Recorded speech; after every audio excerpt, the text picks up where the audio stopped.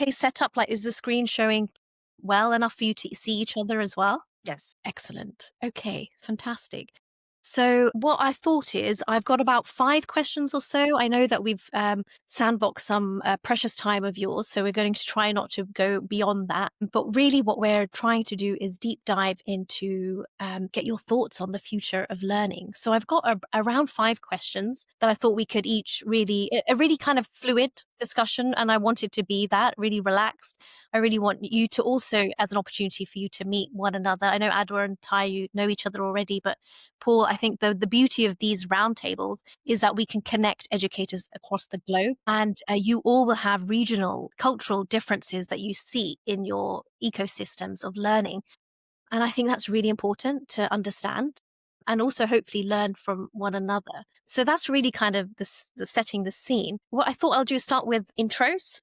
So I thought I'll ask each of you what your name is, what your school is, um, a little bit about background on yourselves as to your motivations were to come into teaching and into the learning education sphere, just so that we get to know each other a bit better. So maybe I'll kick off. I'll start because you haven't met me yet. So I'm Dr. Alvina Qureshi. I've done a PhD in bioengineering. So I'm a academic by background and a scientist. And as bioengineers, we love solving problems. So I've always been working in healthcare and education.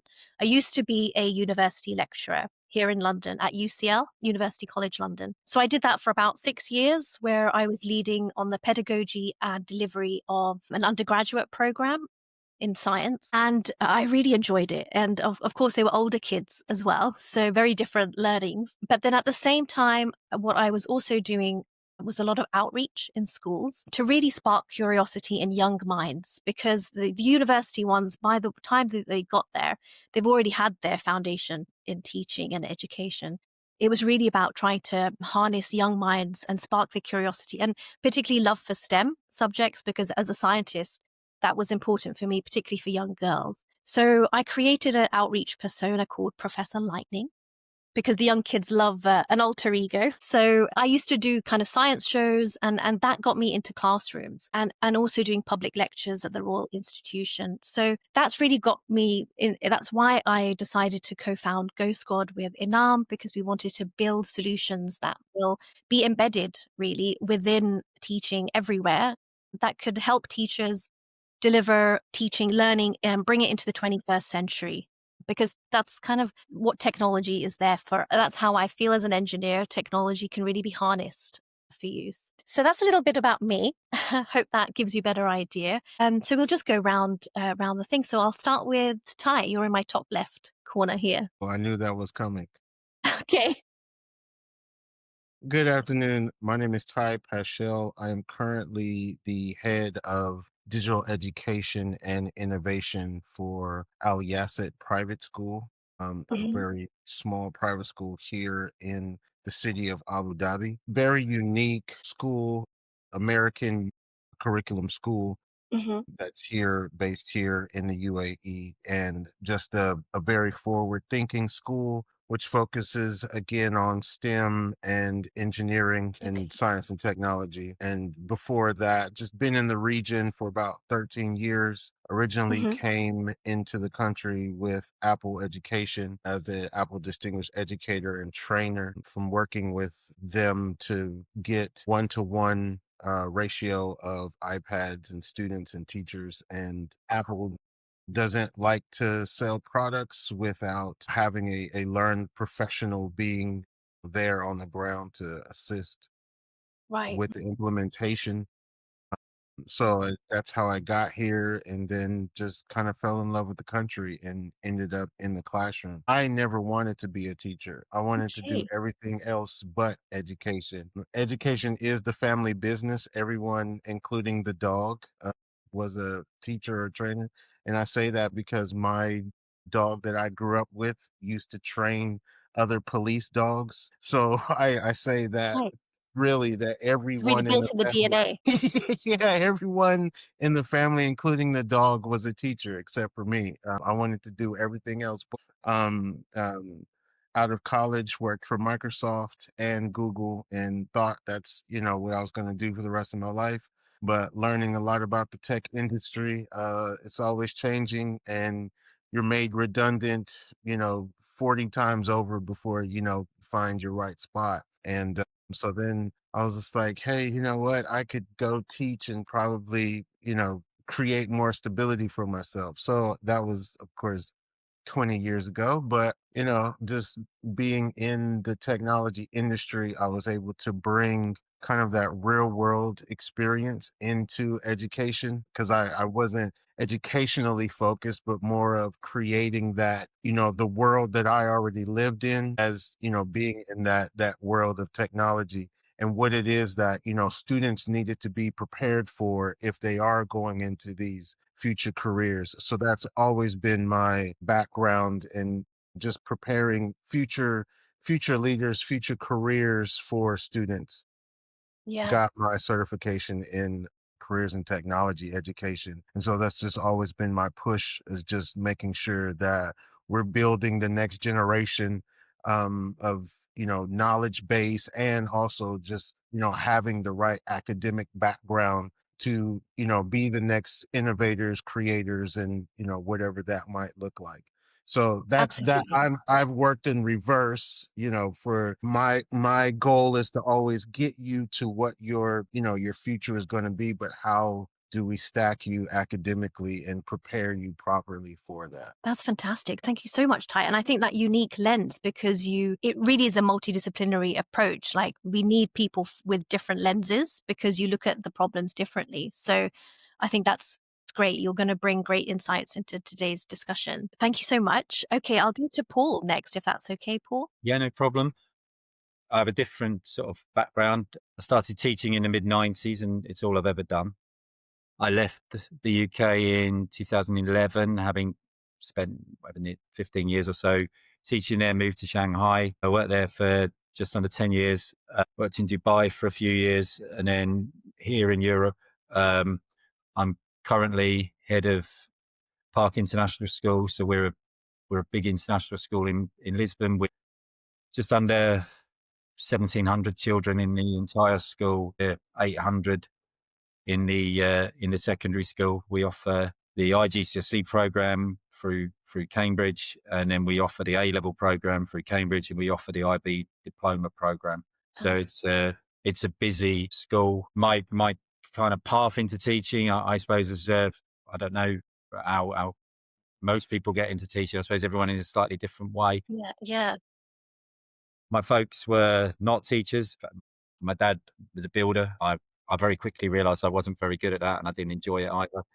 Um, and I have a brother who's 8 years younger than me, and I did a lot of sports coaching for teams that he played. I have a degree in PE and science. I still teach phys ed, um, 4 or 5 hours a week here, Okay. and that's kind of how I got into it. The school I was in at the time was a all boys grammar school in the UK. So they're very in the kind of 80s, 90s. They were very rigid in terms of like you did rugby, you did hockey, you did Yeah. athletics. That was it. There wasn't any. Streams. Yeah. And then they brought in the national curriculum in the UK, and all of a sudden these guys that had only ever taught one sport were suddenly being asked to do lots of things. One of our sixth form kind of aspects was we had to go and do like what they would now call CAS hours in the IB. So my CAS hours were done in the PE department, and I used to go and coach the younger students when I had free periods. And high praise from the PE staff was, "You're not too bad at this." Hmm. That's what kind of led me. Anyone that's worked with PE teachers will know I think that's quite high praise.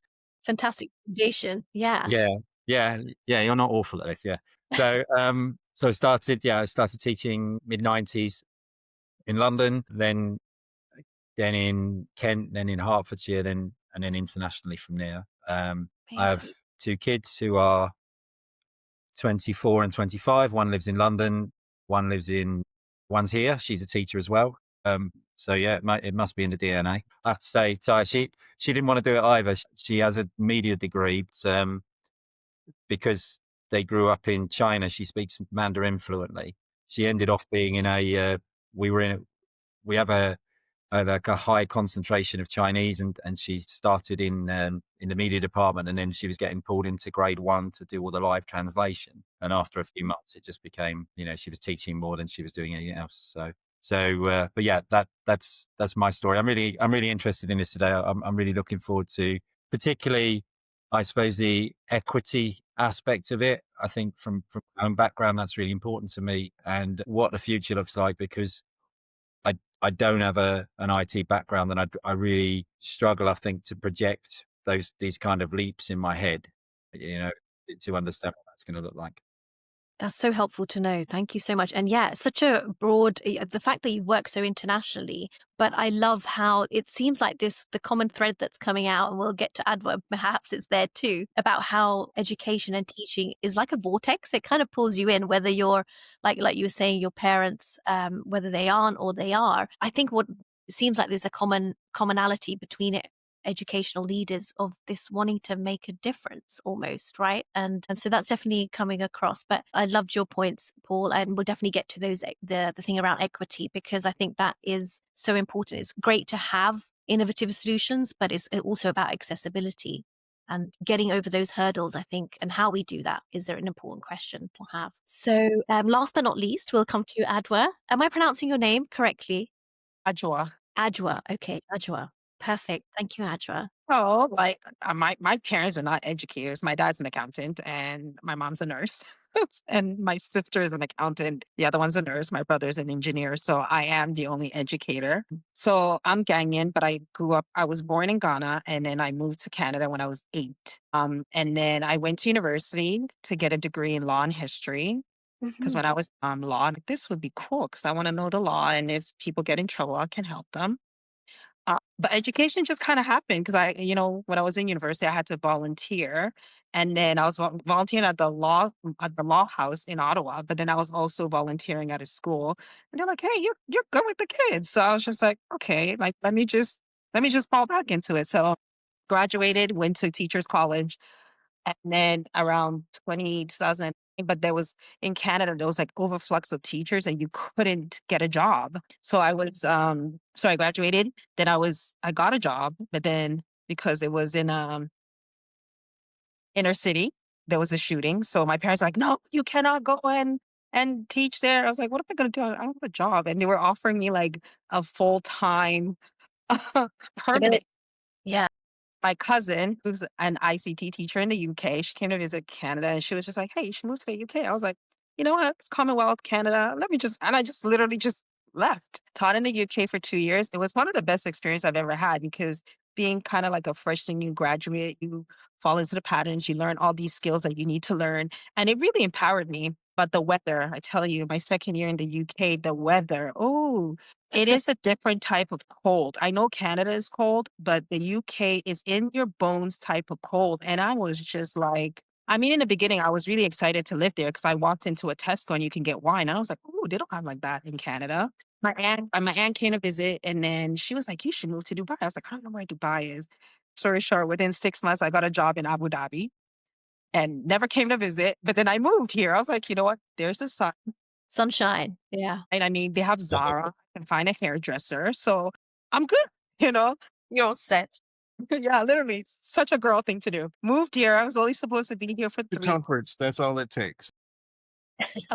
Moved here, and then I worked for ADNOC, which is the oil company. They have a school here, so I worked there for 10 years. And sometimes when you've been somewhere for 10 years, you kind of feel like you're part of the furniture. And I was like, let me take a leap. Within the 10 years that I was there, I got my master's, got all these degrees that I thought I needed. And then I got a job with another company and as a curriculum specialist. And within that year, I applied. I was like, let me take faith. Let me apply to be a vice principal. So I got a vice principal position in Elaine. And that's where I met Tai. So the school that I'm currently at, we're a middle and high school. We'll go from K to 12. And Lord behold, Tai and I have been working a lot together while he was there on just making sure that we incorporate technology into our school. So we introduced robotics. So, my curriculum background, his IT background, we developed a curriculum for it. And then we also introduced computer science into it, design technology, which we're going to see our first graduating students. So it's really good to see technology being immersed within the curriculum. I Yeah. mean, the new craze of Chat GPT, which is my favorite of all. And just the fear of people using IT and thinking that the kids are gonna be like losing all their skills. I think just talking about this, like I expressed in my last podcast, it's not going away. Like, have to embrace it. And I think as the adults, more we are not used to using technology and we don't see the full benefit of it. Like sometimes I'll need to do something. I'm like, Ty, what app do I use? How do I do this? And then he'll be like, honey, you got to do this and you got to do that. So I think just making sure that it's not so much the children we have to educate. I think it's more of the adults that we need to educate so we can be more comfortable in it Right. and making sure that we're guiding the students to the right way on how to use the technology, right? Because we're Absolutely. so I think in education we've been so used to being focused on the hard skills that we're forgetting that maybe technology or AI is there to help the children develop more of their soft skills as well.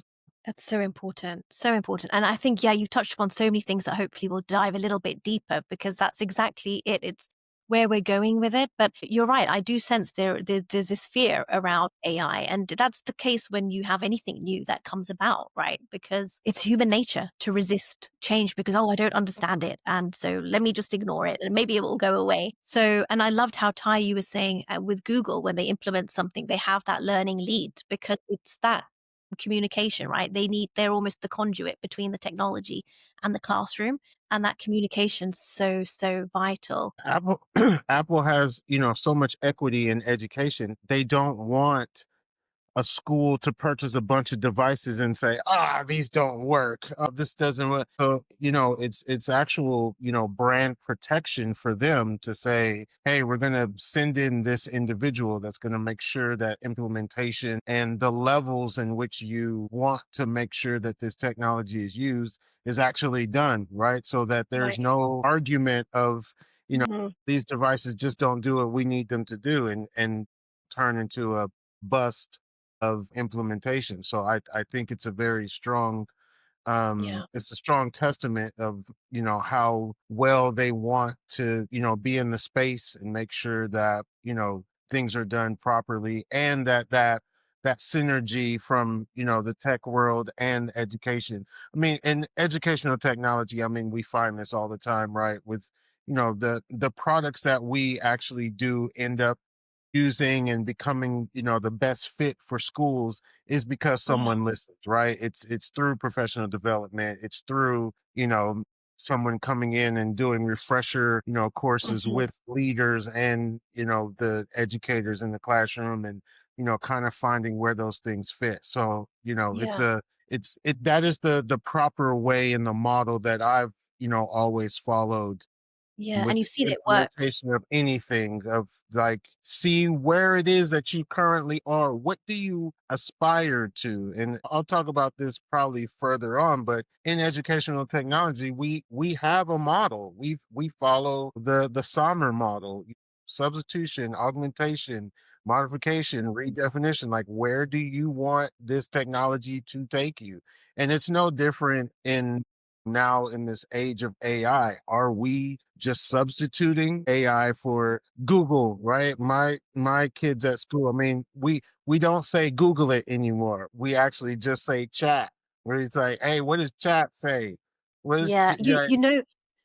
yeah, Yeah, a platform's made it when it turns into a verb, right? Like Google it, Uber it's it. a verb. It's a verb. We don't even, we don't say let's Google it. No, we like let's chat. Let's see what Wow. happens. And That's really that's just interesting. that's just substitution. There's not really, too much definition that's changed when we do that. But when we redefine, and I have tons of examples of, students that probably wouldn't be able to produce something or do something in their own, but then you hand them these tools and they've just totally like redefined, what an assessment or assignment could be. And you're like, wow, okay, Right.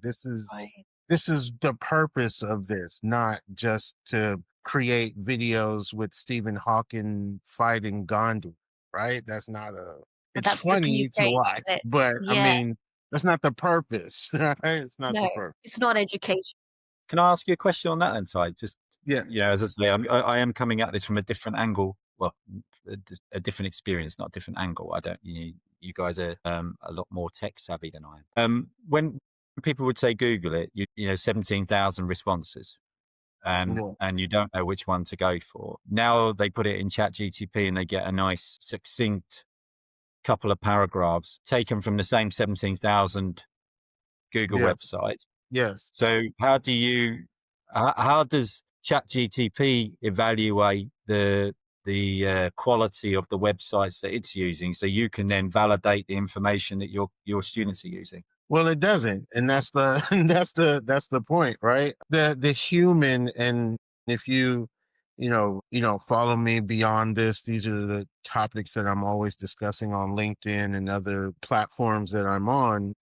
Human intelligence far supersedes artificial intelligence, right? So the human intelligence still has to be the main input into the artificial intelligence.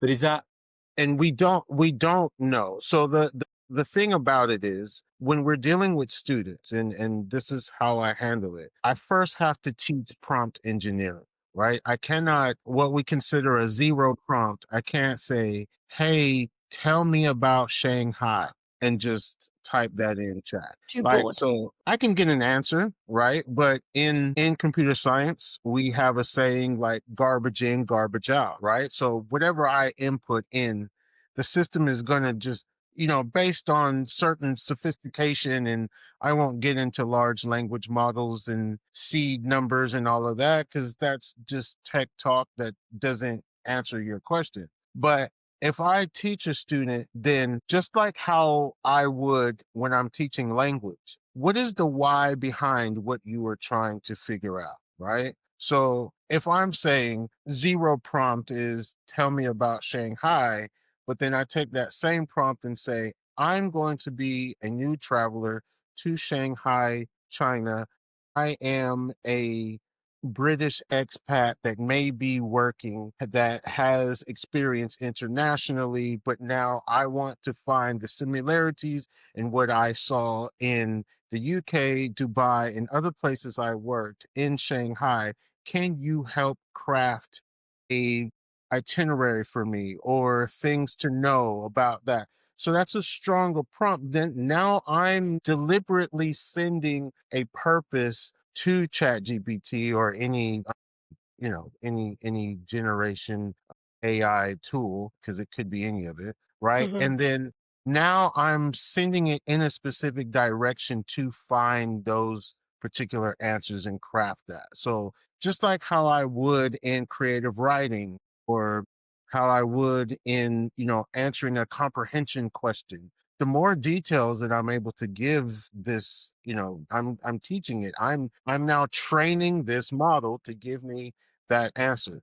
Now, we don't necessarily always take everything that ChatGPT generates to me as the truth, right? Right. So that does still require knowledge from other places that I need to fact check. That still requires me to, share with other people to make sure that, this answer is something that's, objectively true, right? And then from there, we now know that I've crafted a way to continue to ask this particular, because Chat GPT is now continuous. So once I have figured out and I've corrected anything that it may have given me that is inaccurate, once I make that correction, now I'm actually becoming stronger in asking that question. And I am increasing the accuracy of what then is given back. But I guess the question then would be, you're fact checking, which is, I think, one of the biggest concerns that I have in terms of education. I mean, many years ago, everyone got their information from the church, and it must have been true because this person said it. Now it must be true because ChatGPT say it. But you were talking about, Well, you took the answer out of my head. Like, literally, I was going to say, and not from a pious standpoint, but like, we can't ever trust anything. right? Just No. because someone says, I mean, we can, when it comes to science, proves that there are truths, right? We know that there are universal truths in most things, right? But when it comes to the dissemination of information, that's where sometimes that biasness comes in. That's where Mhm. sometimes a lack of experience, and someone is thinking that they're truthful, but they really aren't. So this goes far beyond ChatGPT, Gemini, anything. This is a human condition that we have to always train students to do. I have to do it with my own children, right? Like we do, Yeah. like, don't talk to strangers, and like we have these mechanisms even in our societal interactions of how to filter information, right? So these are strengths, and regardless of the technology, these are things that we're supposed to be teaching children regardless, right? And so regardless of Yeah. what tool or output that they then use, I am always going to have to make sure that I am vetting information and verifying information. Right. I think, yeah, that, I mean, it brings us really nicely and probably into my second question, which is just about that really. Like, what skills do we think kids need now? And like you were saying, but I think maybe we approach this question with two pronged, because of what I'm hearing also is the skills we teach the teachers to ask the right prompts, like you were saying, Ty and Paul, like you were saying, in terms of our reliability on the input that we get, because the teacher is then the person that disseminates that to their students. So responsibility lies there with the teacher. So perhaps can we tackle that question with two-pronged approach? So what skills do we need to teach for the future? What skills should we be implementing for, one, our students, but then also our teachers? And in terms of where we are now, what does that look like, and what do we need to implement to get to the future of these new roles and new jobs that will be existing in 10, 20 years? I think that as in the North Americans, we call it 21st century skills. And in the UK, you guys call them the learning skills. Hmm. We still need, those are the soft skills the kids need. Yeah. If you do not teach them, like Ty was saying, prompting is all about critical thinking and narrowing it down. Just like how if AI didn't exist and you had to do a research paper, the kids will be developing questions and the teacher will be like, no, try again. What else would you add to the question? It's the same type of skills that you need to teach the kids. Yeah. You have to teach the teachers how to even critically think, to teach the kids critical thinking skills. And in my school right now, that's what we're working on right now. We're still working on the learning skills / 21st century skills, because regardless of where you are going to apply, what job you're going to have, in order for you to use AI, you still need to learn these skills. And those are skills AI can teach you, because you can give, like, just like if you give your child an iPad, you're like, okay, I give you 20 minutes. And you track the foolishness that they use, as opposed to you have to do a research and you see the type of questions that they design. So before you even give them the tool, you have to teach them to be like, okay, if this is what we're working on, what are we researching and what do you want to find out? Right? Hmm. Have to prompt them to use the technology. So critical thinking skills, creativity skills, Hmm. collaboration skills, because regardless if the AI is there, you still need to teach them to collaborate, because what are they using this for and how are they going to share this information with other people? Because if they don't know how to collaborate, they don't know how to lead, like, you can give the children the tools, but if you don't teach them these skills, it's almost like it's a waste of time sort of thing. Yeah. And do you feel that that's where we are? Like, is it because there's this gap in, like some of you were saying earlier, how the teachers are not equipped with AI because it's a new technology. So almost we're Absolutely. expecting the students to do it. But do we need to take a step back and think about, let's, train the teachers? Absolutely. Like even Absolutely. myself, when I discovered ChatGPT, I was like, Ty, how do I do this? He's like, well, what do you want it to do? I'm like, oh, I want it to do this. Like, to the point, like, and I'm sure Paul can relate, to the point when you have to do like a SDP for your school, like a school development plan. Right. Sometimes I will run it through to be like, based on this UAE stuff, have I answered most of the questions based on what I've done? Because I want to make sure that I'm not losing any gaps. I absolutely use it, but it all depends. Like, there's some times where I just put lazy prompt. I'm like, this is not even what I want. Like, and then you have to be specific. Sometimes for one question that you put, you're gonna have to refine the questions maybe 16 to 20 times. So you can be like, bingo, this is what I was thinking, right? It's like almost going to like a tailor to get a dress made. You're not just going to take the doesn't fit. You have to keep going back to get Get it altering. adjusted. So It's a great analogy. Yeah. That was a beautiful analogy. Wow. Never thought of it like The that. next time I get a dress made, I will go back. So you Yeah. have to teach teachers because I like, and Tai can attest, I had teachers that are very, very scared of using a product. So before we even give them the product, we have to test it to be like, where is it leading to? And you have to set them those questions. You almost have to prompt them those questions, like having a new teacher come out of teachers college going to teach. You have to give them the manual. Otherwise, they're not going to be successful. Do Right. you think? What? No, Sorry, go Ty, ahead. go Go on, you ahead. go. Phil. Okay. I mean, I agree with that. I think my experience, certainly with technology and certainly post-COVID, or even more mid-COVID than post-COVID, has been time to train. I mean, just doesn't do it unless you put yourself out there to train. You know, unless you're having conversations like this or engaging with something where you're going to learn from it. I don't think most schools and certainly most education boroughs are set up to allow that. I mean, when I think about my COVID experience, it was they came in to me and said, the school's closing tomorrow. We had kids in California and we had kids in Auckland, and we were told we were closing for 3 months. We didn't have anything set up. No, people didn't. I was literally writing the manual for North Anglia and sharing it with the schools in the Middle East and sharing it with the schools in Europe, saying, this isn't a China problem. This is coming down your line. But we were building the boat while we were sailing the boat. Yeah. And I don't see it being any different with this. So I think the company that I work for inspired over 120 schools. Technology is a big part of what we use. We use Sentry AI for augmenting our learning, which is a decent product. We've got dozens of VR sets that we use in schools, which I'll be honest, terrify me, because the amount of time it takes to set up, I think I could have taught the stuff 3 times beforehand. Yeah. So I think it's, I know it's coming down the road at me. I want to do it and I want to engage in it. And this is the reason I want to engage in this. But I also understand that in order for me to do it properly, I need time to learn. I didn't take my driving test after my first lesson. Yeah. But I think with the way that this is being implemented in a way that governments are saying, use it. I mean, the UAE is a really good example of somebody saying, you need to get on. Yeah.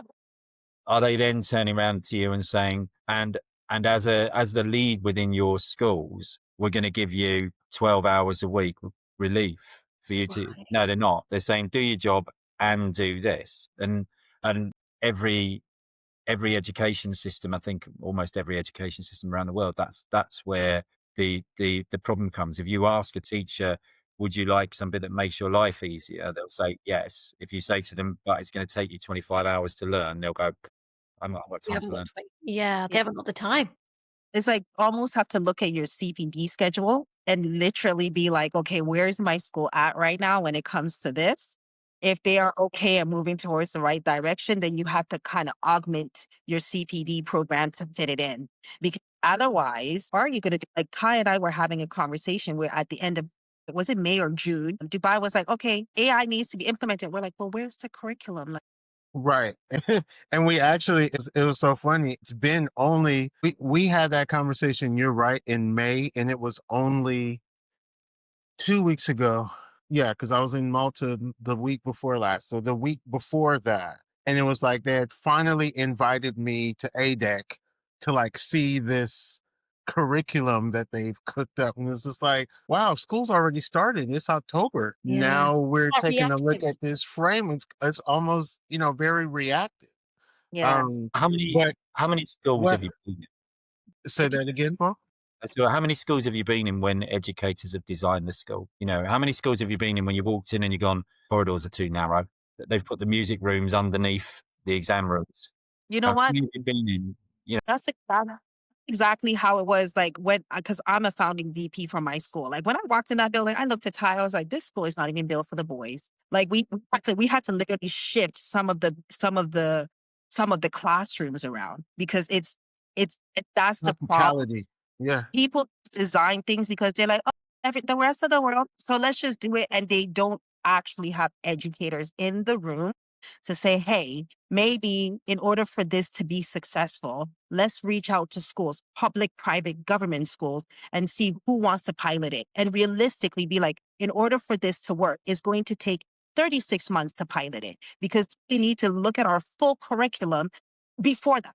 It's going to take 36 months. So that school will decide, hey, you know what? I'm going to get my ICT department on there. Then from my ICT department, I'm going to get an art teacher. Then I'm going to get this teacher and get teachers to pilot it and get them feedback. And And then once the I think feedback that is was the large success that we had. And just to give you context, the schools that I used to serve when I was working with Adwoa, there was eight schools within this charter, right? And they had different needs, right? Adwoa School was more of a secondary school, even though they had a few they had a young like cycle 2, but for the most part the large population was, focused on secondary, was their largest, age groups. Whereas we had a school that was all KG, right? All, FS students, right?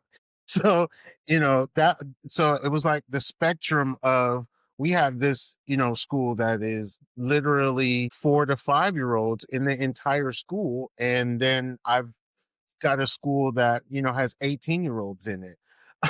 And so just knowing what technology needed to fit where, through the entire gambit of schools that we were servicing. And so what we found was, very successful was, it's a, I don't know if it's a real African proverb, but my grandfather used to say that it was, and he used to say the easiest way to eat an elephant is piece by piece. And so that's how we approached it, right?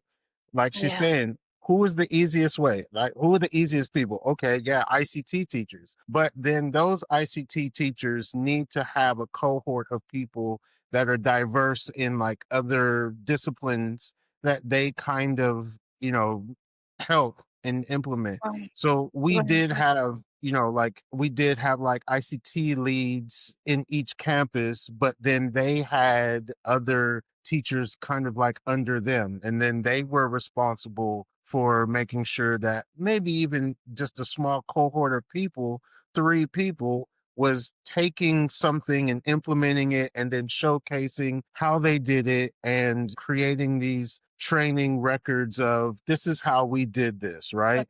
sorry, Ty, I don't mean to cut you off. That's how we ended up using EduTech. Is it EduTech? That's how Yes. we ended up using EduTech in English, where they would take the software, embed a video, ask questions for the kids. Ed Puzzle.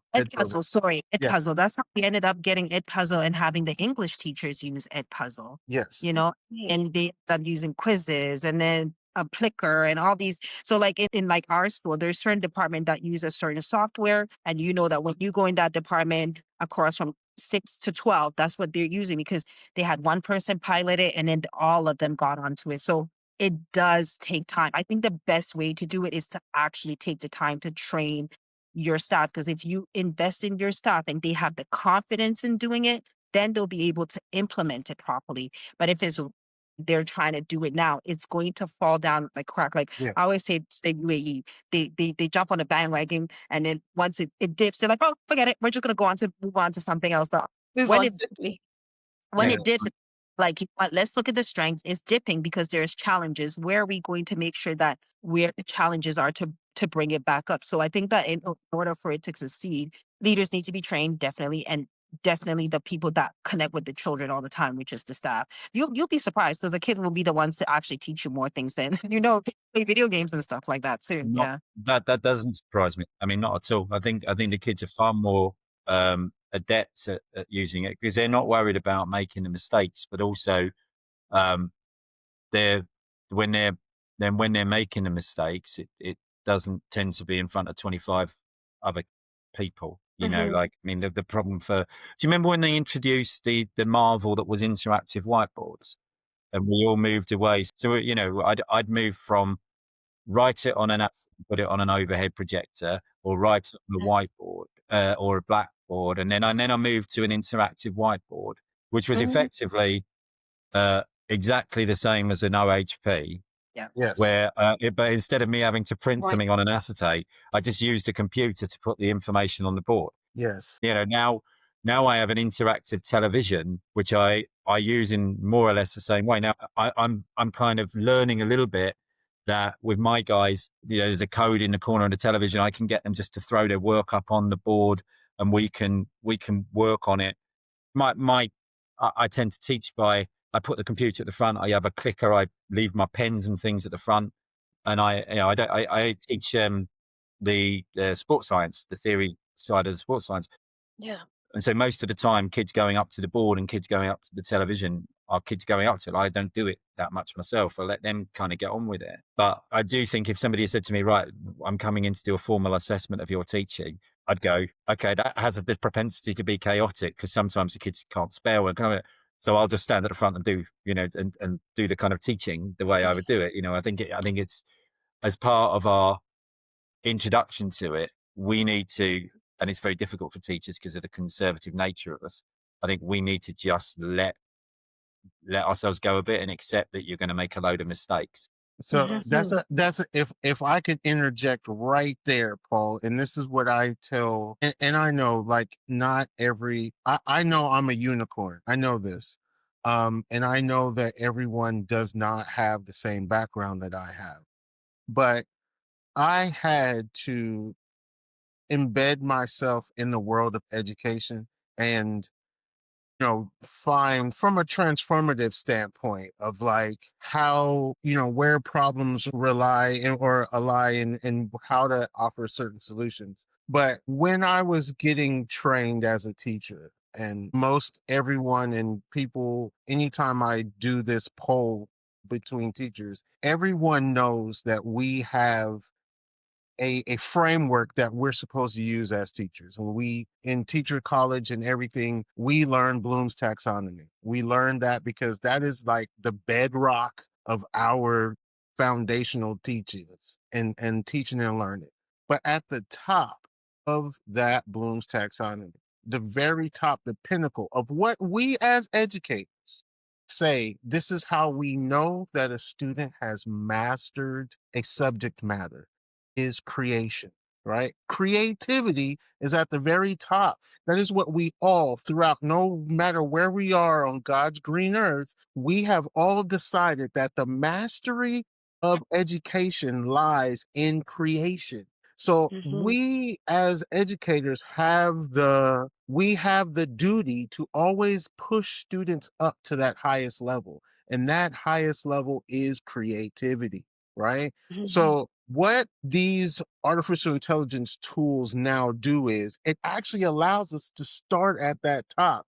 And I know that, reverses our, psyche and, all of our training and years of, textbook education. But that's exactly where we want people to be. And we can rubric creativity. Yeah. We can put guardrails around creativity, right? I can tell you what, we have these terms, what a good one looks like, right?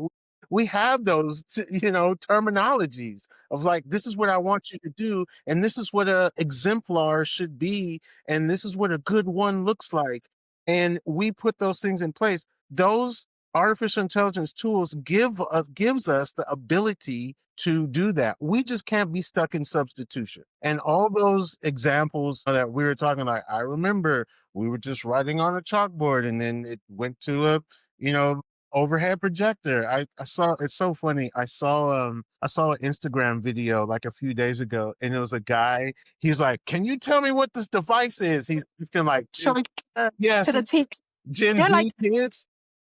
is And it's an overhead projector, and they're like, "Tell me what this is," and they're like, "It's something like a PlayStation. It's an old school PlayStation." We're like, "What?" Wow. Because they would have no idea. Or he shows them a VCR, and he's just like, "What is this device?" And they're like, "It's something with the telephone company." You're like, "Wow." See, because and that happened in our lifetime. The three of us that are right here on this, like all of us look at that and we're like, oh, that's a VCR. Because we used to have to go down to the video rental store and you would beg your parents to let you pick a VHS to then play. Like we And have then an rewind it entire back when you return it as well, right?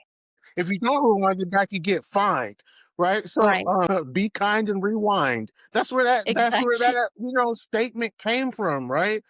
Mhm. And so that was so much embedded in our life. And now here we are 30 years, and there's an entire generation of people that have no idea what that device is, right? They have no idea. And that guided our entire lives, right? You went Mhm. over to people's house based on what movies they had at their house at the VHS. If you didn't like that movies, they choices that they had at the sleepover, you were not staying. You were like, what's out of here? Titanic again? Nah, get that out of here. Right. So It's that torture for 3 hours. Yeah. that shaped our entire lifestyle. But here we go. That's a technology that's now gone, right? So we Mhm. can't get stuck in the technology, right? Because it's all going to be substituted, right? Netflix is just a Right, right, substitution for VHS, right? right. So it's when we push up, and much similar to Bloom's taxonomy is the SAMR model, right? So you start at the bottom of substitution. That's lower level implementation of technology. That's nothing. That like all kids have in my example, like I was saying, it was a 1-to-1 ratio of kids with iPads in a classroom. Well, that's no different than a notebook. All they're doing is just typing on the thing, just taking the notes and or taking the pictures and then annotating on the okay, great. But that's still just taking notes, right? That's not Mhm, mhm. redefining. That's not even, augmentation yet. That is literally taking I take the typed version of whatever I'm listening to and putting it in a Word document. That is literally substitution. But when Yeah, I yeah. asked my AI and computer science students to then they went through the process of how to prompt engineer, and then we went through the process of actually creating our own chatbots. And then when I asked them to pick a historical figure that was near and dear to them, and my students that are American curriculum students in the month of January, because they knew that it was Martin Luther King's birthday, created an entire chatbot based on the ideas and the sermons and the books and the speeches from Martin Luther King, and turned it into a modern chatbot to ask current geopolitical issues that are happening in our world today in 2025, and asking as if you were asking Martin Luther King, and what would his response be. That is redefinition. I can't talk to Martin Luther King anymore, right? I can't get his ideas about the current settlements of Israel in Palestine. I cannot Mhm. ask him that, right? But my students created a chatbot that would think in the mind of Martin Luther King with all of the data that we had of Martin Luther King and the work that he did, and then say, okay, now let's ask these geopolitical questions to this chatbot. That Wow. is redefinition. And And that it's is something that I yeah, would not ever be able to do if I did not have those tools, right? So it's that amazing. is what I put a rubrics on. That is what I put an assessment on, right? That is a learning style now that I have to shift and say, you know what? I wouldn't even have thought of this myself, but because I gave tools and I gave you the abilities, now you push your own self to creativity and saying, what would it be like if I did this? And that is what we're supposed to, as educators, get students to. Absolutely. It's almost like you give them that garden and you give them the ingredients to cultivate the land and grow the crops. And those are all the AI tools. And then what is actually grown is something completely new. And also, it's almost like reviving the intelligence of the dead, actually, like what you described. It's taken artificial intelligence almost into a new level because we're accessing minds that have long gone in a way that is now accessible, which just wasn't before. That's fascinating. We're Right. accessing the computer's interpretation of the minds that have been gone. Yes. And it, Based on what we feed it. Yes. yeah, There and are Well, but also, also, everything like I don't wanna be too. I tell people I'm really just a nerd in a cool guy's body. I don't want to be too nerdy, but everything kind of is just data, even those minds when they did exist, right? It's arguable, the even though a human brain has this neurological ability to do certain things, We are limited as well. We are limited because we are. I we are mean, it's limited kind of based on like what we consume, and so was that person. But I know Luther what you're King getting had at. to be trained to think the way Martin Luther King thought in order to implement the Right. things that he did. So at some point in time, he was programmed as well. If we just use Yeah. the But I terms, guess maybe, Paul, maybe are you getting at more in terms of, we were talking about like the accuracy of that and the reliability of it, because we perceive it to be what his mind was, but of course it comes with those limitations, and it's the trust element as well, isn't it? A little bit there. Yeah.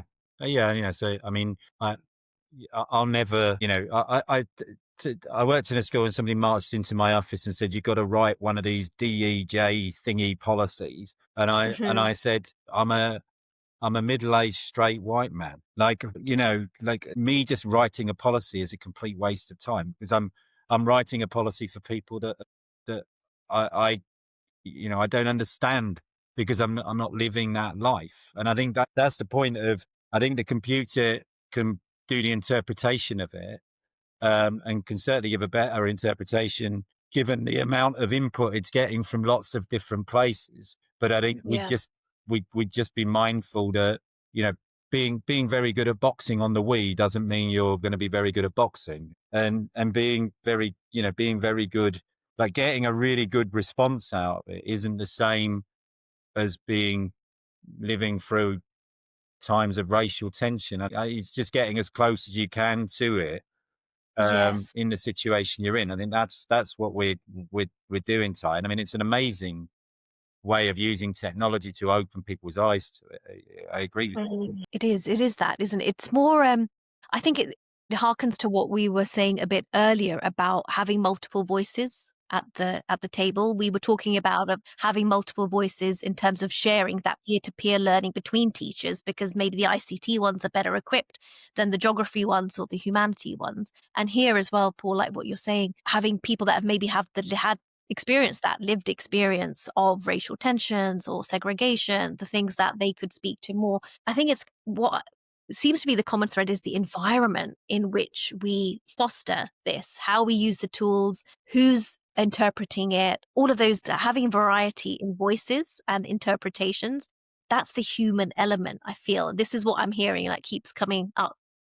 Yeah, well, and just the promise that we have from artificial intelligence always has the human center, right? And Yeah. I start off most of my talks with, I know the reason why everyone actually is timid about artificial intelligence. It boils down to only one man and one man only. His name is Arnold Schwarzenegger. That is why we are afraid of artificial intelligence, because we grew up seeing Terminator and we are afraid that the machines will take over. We saw what happened. We saw what happened 4 times. There's 4 or 5 of them. Yeah. We know what That's very happens, interesting because it's right? influencing that generation of teachers and Oh, leaders, right? 1,000%. I know it. And not to be facetious, I mean, coming from a humorous standpoint, but literally that again, it goes into the Embedded. programming of our minds of, whoa, whoa, whoa, I know this could happen. But those ideas were even implanted at some point in time from a Hollywood Yeah. narrative that someone created, right? Right. And we were told that story, even though it was Mhm. fictional. The problem is we now live in a future that's so unknown that, a fictional story could quite possibly be true, right? Yeah. Yeah. And it is, as long as we continue to train the next generation, right? That's where I step in. I guess I'm the John Connor of, the next, like, I have to let the next generation know, like, this is what we could, be afraid of. But ethically, what it means, right? So, of course, I'm not taking every assignment and say, off you go on Chat GPT and turn it in and what I'm saying? Here goes all your marks that you got. Wow, you got perfect score. Of course you did. Right. So I'm not doing that, Mhm. I'm doing it through guidance. I'm allowing certain times you're allowed to use it in the classroom, especially when we're like in draft mode. And this is what I tell any, of my teachers that, are under me or I'm training, like, what's wrong with draft mode or even a second draft being, guided by a language model, but in the proper timing, right? So I have different exercises that I take my teachers through and I show them how to do this with students. Like, let's grade the AI, right? You've Right. learned a certain thing about a subject matter, right? You think you know the answers. Now let's throw that in ChatGPT, and then you grade the AI and say why it said that, or why you find that inaccuracy, or why that was accurate. So I actually give students a rubric and you grade ChatGPT, or even predict, right? So here goes the topic. Martin Luther King and Gandhi, and the movement of civil rights in 1952 or whatever it might be, right? You have a certain set of things and you've known from social studies that you should see, right? Now let's predict. So I want you to write what you think that if you ask ChatGPT what the answer should be, now let's put that in. Now let's compare, right? So you're placing kind of these guardrails again around this creativity. You're putting these guardrails around, this is how far I should go. This is what I should be looking for. And this again is these soft skills that you're asking, like, what should students know how to do, What do they right? need to know? Proper research and vetting your information that's coming out. This is Yeah. what we want I'm just students gonna to know. I want to bring Adwoa in because I know you've been waiting. Yeah. Take it a step back, even because I think Paul's concern is like, how do we get our teachers ready? I mean, what's the one thing that teachers hate doing? Grading kids' work, right? And what's the one thing? No, no, seriously, let's be honest.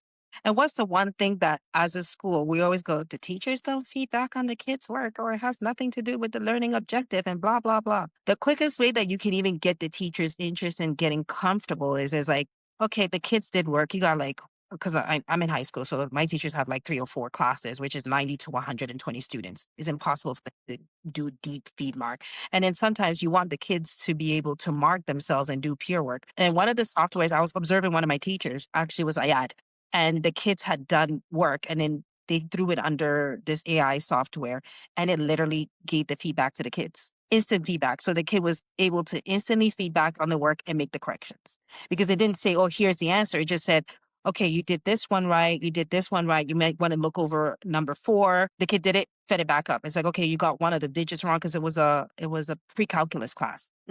So just to even get the teacher's frame of mind, you kind of have to sell it to them like, okay, you hate giving feedback. Maybe once a month, your feedback can be based on AI, and then that's how you can buy their interest in it. When I didn't remember when I discovered ChatGPT, and it saved my life so much because it literally, I'm a critical thinker. Like, I have this belief that anything that I want to find out, it's somewhere in the cloud. It's going to find it for me, and it's going to make my life easier. So at the point, sometimes even my principal, who Dan knows, Ty knows, I had to I was like, you're not using chat? Boy, you need to throw it into chat, and you need to, I was like, what are you looking for? What exactly are you looking for? Prompt it like this. This is like, oh, because it kind of saves you the time as well, right? And it helps you narrow it down. And while Ty was talking even about how do we even check, because I know that sometimes we want to teach the kids the old tools, as in doing research and making sure that they have the correct um, citation, and they have the right sources. Like, literally, the kids, you can get the kids, if you want to mix it to traditionally, you can get the kids to do the Chat GPT and have to find the research, and then take them one day to the library and look at some books and be Right. like, Traditional if versus new. I gave you, is it credible? Is it aligned? And where so if it's aligned, then Chat got its source from this book, because this book was written before Chat came. So then you can always try and make the connection, like, yeah, we have Chat, but Chat is taking all these resources from books that were written before Chat, or before the AI even existed. So there's always room to link both. It can't, I think the fear is that everybody's like, oh my God, it has to be 100% AI. Like, for example, I work in a school where all my kids, English is their second language. And we got this software called Achieve 3000. And they have a writing element on it. I was like, oh, no, no, no, no. I don't want the writing element, because they still need to learn how to write. Because if you can't write on a piece of paper and find out Chat can decipher what you're asking for, but if you don't really know how to spell properly. So I still want them to learn how to write. They still need to learn how to write a story. They still need to raise it to all of those elements. So it's like, okay, you can get the ideas, but you still need to write it in your own. You still need to add your bits to it. So I think there's room for what it is that we're doing now, and still, I'm not. I love AI, but I'm not into 100% AI. I'm into integrating AI. Really. And it's having that the human connection with the AI together, right? I'm not either. I was in a board meeting at a school, and they were actually deciding what curriculum resources to like use or have or purchase. And they're like, Tai, can't you just like Chat GPT like a curriculum? And I was like, excuse me, I didn't know. Like, I will not do that. I would not, feel that that was ethically sound to just Chat GPT an entire curriculum and be like, yeah, okay, off you go. Here you go. Here's a curriculum. Like, I wouldn't do that. But Yeah. would So you that do it the brings other me on way? to Sorry. no, that's fine. Yeah, that's a great question. Would you do it the other way? I was just trying to get at the risks and benefits from this approach. Would I do it what the other way? What I mean is, so like, I'll give you an example of how I use it. So we've got our trial exams coming up in a few weeks. So I put together the paper, and then I put the Yeah. paper through Chat GTP, and I say, yeah, it's this syllabus code. These are the topics I've covered. I want to understand the depth of the questions. So how many are A grade questions? How Come many are on, B grade okay. questions? How many are C? Yeah. So when Yeah. it comes out, it gives Yeah. me a little report, and it says these are the blah, blah. So I know that my weaker kids can access the paper, and Right. that there's points in there, and I write a newsletter every week, and I mean I write it. I don't Chat GTP. I write the newsletter every week, but the last thing I do is I put it through Chat GTP with the same prompt, which is check for UK proper spelling, UK spelling and grammar, and ensure it's accessible for second language learners, because most of my parents are not native English That's a speakers. beautiful that's a beautiful What How I I mean about use it. the other way around. No, I use it exactly like how you do it. Yeah, absolutely. I had it like, it knows my language so well that it even addresses Look, my school. It knows exactly what it is. That is the perfect, because it cuts out the time for you. yeah. You've written it. You don't have to sit there and edit everything. It literally formats, and the way that you do the exam, that's the exact same way, because you want to find out, can most of your kids assess the assessment, and can they pass to move on, and is there progress? The That's exactly the best way to. the only critique that you would get from me on that, Paul, is that maybe look for some other tools besides ChatGPT, because you do have to spend a lot of time crafting and this is machine learning, like actually training ChatGPT from an educator standpoint. There Right. are tools that already exist that have already been created with those prompts in mind. So Magic Right. School AI, And Brisk then Teaching, Diffit. Penny Like, Fetch as well. say that again? Penny Fetch. Yes. So Yeah. these tools already exist that were created by educators to Right. frame around our context. Whereas in, yes, you could get like we're a Google school, right? So we have, of course, the full Google Gemini Pro version, right? And I tell my teachers, hey, no problem using Gemini. It's great. It has the power of Google, right? That's who's been collecting all this information for the past 35 years anyway. You might as well Right. use it because it has the access to Skynet. But you have other tools that are available that are crafted specifically for educators, right? And so Does it?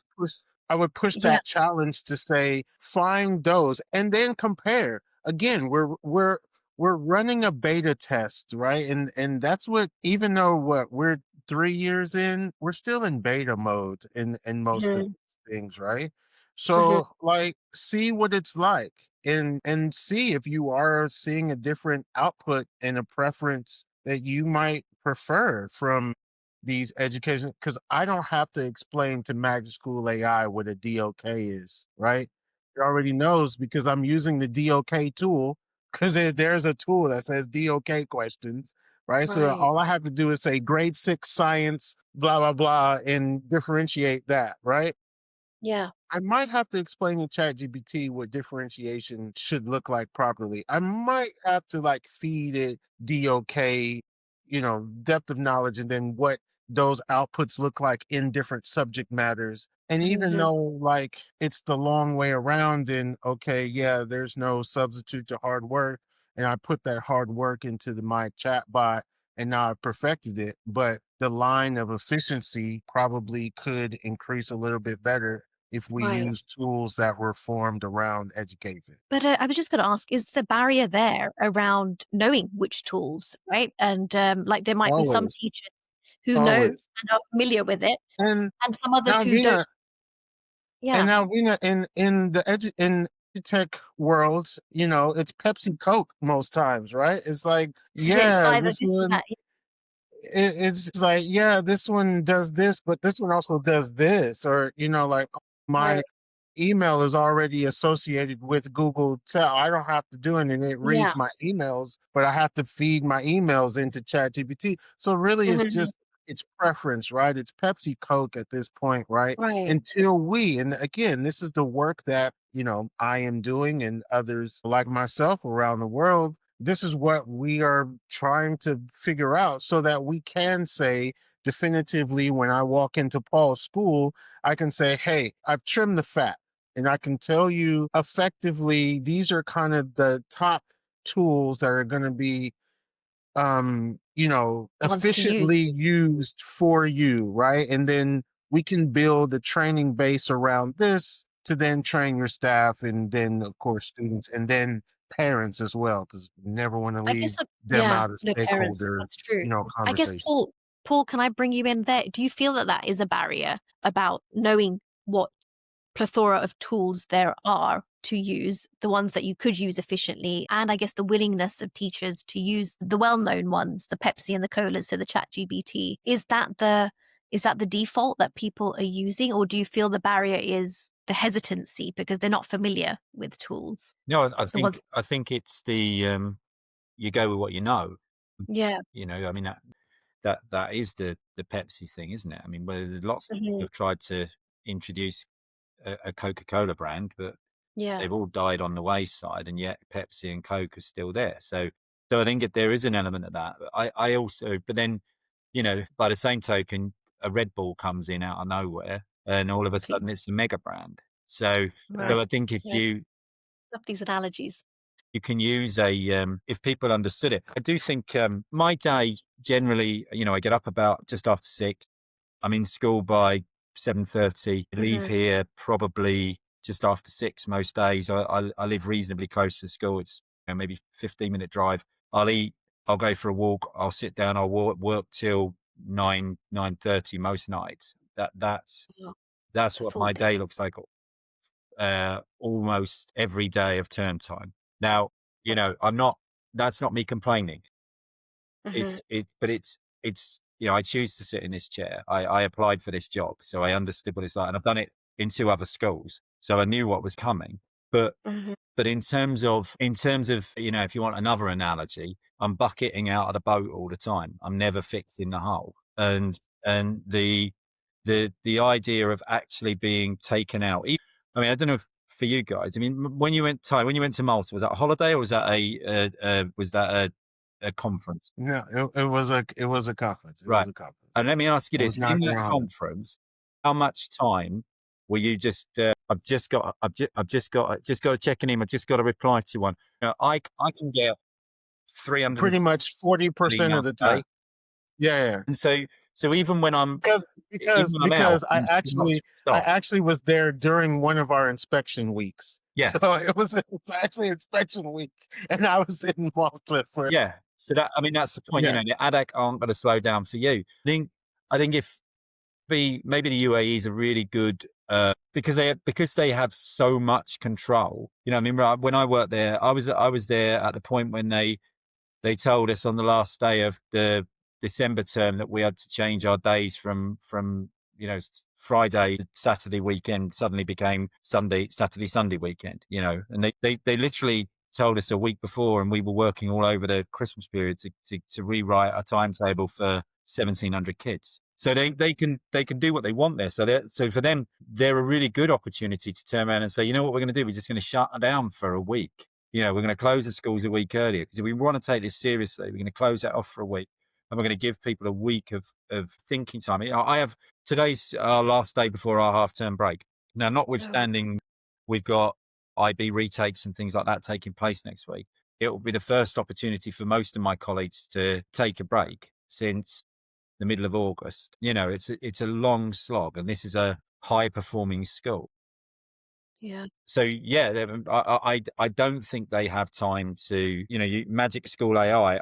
I might have seen something pop up about it. I may have done, but now I've listened to you guys, I'll go and use it, because although we don't can know each vouch. other, I trust you and your expertise on this more than ChatGPT. I promise you, Paul, take it from me. Tai was trying to introduce me to ChatGPT forever. I was like, I'm not using that shit. Excuse me for my language. I'm like, I'm not doing this. This is stupid. I'm absolutely not doing it. Then Converted I her. started using it, and I was like, why didn't you tell me this earlier? I've been trying to tell you. And let me give it another example. My sister is a nurse in Canada, and she's doing her second master's. So she's pregnant right now, and she's trying to read all these pages. I was like, what are you? I was like, girl, go on Steady Fetch. Hopped on there with her. I was like, I was like, literally just feed it, and it'll make cue card notes for you that you can study with. She's like, why didn't you tell me this earlier? And she also is trying to she works for the healthcare industry. They're also trying to open a new sector. So she's in charge of project management. I'm like, what are you doing? I said, girl, you know what you want to do at the end? Just prompt it on Chat GPT, give me the specific. She's like, wow. I said, invest $20 into it and you'll get a pro. And the pro does everything for you. The pro, like Paul, the pro will even do data analysis for you if you feed in the Excel sheet of exactly what data you want. Because last week, one of my friends wanted 3 years worth of data for attendance for her school. And they go from K to 12. It's elementary, boys and girls. Literally, I fed it in. I said, give me the prompt that you want. I literally gave her the chart. She's like, oh my God. I said, $20. These were things that cut your time in half. So the teachers will be hesitant, but the goal is that you take the time to learn it and then take a problem that they have. Like the feedback one, I'm telling you, that the one about student feedback and all of that, it will cut their time in half, especially it being a high performing school.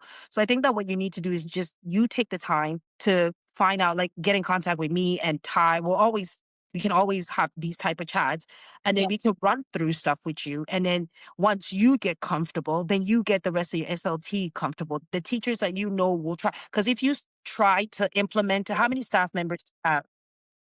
How many staff members do you have? We have 80 secondary staff. I don't know what you're saying. I know that I need to get that. I've got the lunatics running at the front, running towards a fire, going, oh, it's brilliant. Then I've got the next group, and then I've got a long tail. Yeah, but that's that's the bell curve of any implementation of technology. On the ones that want to do it. Focus on the ones that want to do it, and then let them be the ones to trickle down on the ones that are skeptical about it. And then once they all get the hang of it, it's kind of like the roller coaster. Right. To make sure you get your senior leaders and the buy-in, and then get the teachers that are like, oh, brilliant. And then let everybody else see how their life is like. Yeah. Why are you? Yeah. Because I'm used to new program that, Paul told me about. Look how it's cut my time in half. Oh, I want the same thing. So it is going to take time. But I think the best thing for you to do is get you and the rest of your SLT members on there and let them see the benefit of it. Then it can slowly trickle down. It's going to take some time. So do me a favor then, just in the chat on here, just write me out the 3 or 4 best AIs that you guys use. That would be great. And this is why it's so nice to have you all on the call, because it's this type of peer-to-peer learning, right, that is happening. Now, Paul, I do have a question. Do you have a lead technologist, or, I don't know what the roles, in the UAE, do you have someone other than just an ICT teacher, but do you have someone that is educational technology lead or someone like that? But, so what they've done is they've gone for this, they've inspired they've gone for an ed tech lead, but we're 120 odd schools. I sent her an email yesterday saying this is a problem, and she said I can talk to you at this time, and I said, well, that time doesn't work for me. Well, I'm in a different time zone. So what we're looking to do here at school is have Gotcha. an ed tech lead within the school, because the company is Yes. pushing so much more Yes. onto us, and then they complain at us when we don't. Yeah. My natural approach for most new implementations, having worked for 2 or 3 big educational organizations, is put my camouflage on, get in the middle, and just wait and see. You know, like, Yeah. I'll do whatever it takes to not get noticed. So we'll do just enough. I'm not on anyone's bad list, but I don't want to be one of the people running at the front, because then all of a sudden, you know what it's like. You want a job done, you give it to a busy person. So Yeah. what we're asking for is somebody that can come and not wear the camouflage and be the ed tech lead for the school. Yeah. My head of IT, Yelena, like head of computing science, she's away all this week talking in conferences about AI. I mean, she's an absolute genius, and she's new to us, and she's already come in and sort of, she's great. She'll talk about something, she'll see that I'm glazing over because I don't understand it, and she'll stop and go, right, I need to put this into dummy mode. And then she'll explain it in a way that I understand. Right, got it. But I 100% agree. There's nothing more demoralizing for me than seeing my guys walking out on a Friday afternoon with a bag for life in each hand full of exercise books. I don't want to see that. So we've No. invested in as much AI that we can do to use that. The problem, I still think, with things like extended essays, which take hours and hours and hours to read and to feed back on, is you can use AI, but it has to be, or to augment your own feedback, because the parents are of a generation where they want to see red pen. Yeah. That's Yeah. to change. It's interesting. All of Yeah. our parents have been to school, so therefore they're all experts in education. In the same way that you guys have got money in a bank, right? So you're all financial Yeah. experts, and Right. you would never dream of going into your local bank and say, let me tell you what you should do about interest rates. So you never do it, but we get it all the time, because Yeah. They think they're experts. parents are incredibly emotive, as they should be, about their children.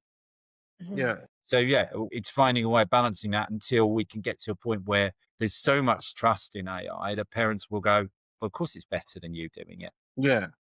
Well, that's That's interesting. phase 3. That's always what I, even when I was kind of just briefly saying, like, of course it starts at the top, right? So anytime that I'm, coming into a school and, setting up a framework, I'm always starting with leadership, right? I have to get Paul and the rest of his senior leadership on board with this first, then teachers, then students and parents, right? So kind of that phase can happen together, because you are right, Paul, and you're probably not too far removed from being here in the UAE with knowing that very similar thing, right? If it's funny, we are an extremely progressive school. We have, won countless awards in computer science, engineering, science, and technology, but our parents still want to see copybooks. And we're just like, Interesting. you're just like,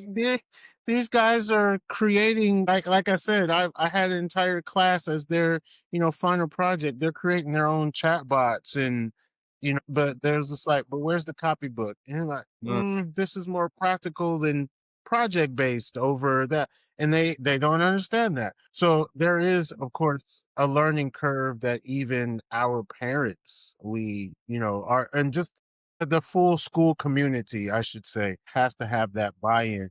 And that does come, of course, from time. And then it's easy to get parents involved when they can see the outcomes, right? So that's why we're very explicit in like what Mhm. we then say. We ran an entire campaign at our school. It's called No AI Shaming, right? And we had, I had stickers and buttons, and everybody was just like, no AI shaming. And we created hashtags around it. And, just so that everybody is saying, yes, I am not afraid to say that I use, AI on Yes. this or whatever. Right. So, Yeah. and it became like a campaign, right? No AI shaming. You know, And even, say it again. can I ask you a question there then? Because was it? I can't remember when it was. Maybe 2 years ago, maybe 3 years ago, when the IB said they were going to accept Chat GTP or Yes. AI form. You know, it amazes me that the kids think that the same AI that they use to write work is not going to get caught by the same AI that we use to find AI detection. Like it's Yes. beyond my comprehension that they can't work that. Yes. And I remember Yes. going in, I did an assembly for them, and I have a copy, a proper big old copy of the complete works of Shakespeare. And I just took a sticky label on it and I just put the complete works of Shakespeare, and I stuck over Shakespeare by Paul Kelly and went, I wrote that. I wrote that. And they were all laughing. I'm saying, no, honestly, I wrote it because it's got my name on it. There, you see. Mm. So I wrote that. And I'm going to give that to you. And you can now say you've met the person that's written the complete works of Shakespeare, because, but they understand that they're using it, but I think it's them using it in a way that you would use it, like in the same way that you'd recognize any source. That's where I think that they're Yeah. struggling.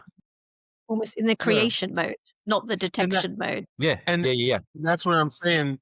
That's what has to happen in education now. Mm, There are like, and I forget what the standard is in British curriculum, but in American curriculum, we follow MLS and like ALS standards, like when you're writing and doing research and how you're supposed to cite your sources, right? Yeah. So even they have come out and said this is the proper way to cite a source if you've used artificial intelligence, right? And so there's a format right now.